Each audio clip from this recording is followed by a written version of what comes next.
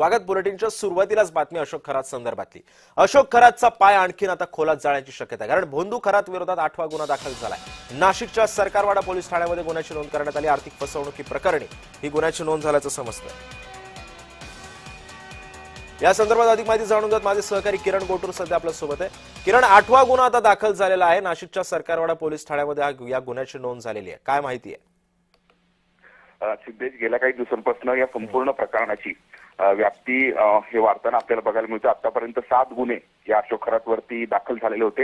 हे सगळे अत्याचाराचे आणि लैंगिक शोषणाचे हे गुन्हे दाखल झालेले होते। पण आता पहिला जो गुन्हा आहे तो आर्थिक फसवणूक आणि खंडणीचा हे अशोक खरातच्या विरोधात हे दाखल झाल्याचं आपल्याला बघायला मिळतं। नाशिकच्या सरकारवाडा पोलीस ठाण्यामध्ये हा गुन्हा दाखल झालेला आहे। कालच सर्व जे गुन्हे आहेत ते एसआयटी कडे वर्ग करण्यात आलेले होते। आता या सगळ्या प्रकरणाचा जो तपास आहे तो जे एसआयटी करणार आहे। आणि काल सुद्धा आर्थिक फसवणूक आणि खंडणीचा गुन्हा दाखल झालेला आहे। हा अत्यंत खरं तर गंभीर गुन्हा आहे, कारण हे जो पीडित व्यक्ती आहे ते पीडित व्यक्तीला अनेक परदेश दौऱ्यावर गेल्यानंतर तुझं भरभराट होईल अशा पद्धतीचं धार्मिक विधीखाली त्याचं फसवणूक करून वेगवेगळ्या परदेश दौऱ्यासाठी त्याला खर्च करण्यासाठी लावलेला आहे। आणि त्याच पद्धतीने मोठे गिफ्ट सुद्धा या अशोक खरातने या व्यक्तीकडनं घेतल्याचं माहिती मिळते। आता या सगळ्या प्रकरणी आणखीन एक गुन्हा दाखल झाल्याचं आपल्याला बघायला मिळतं।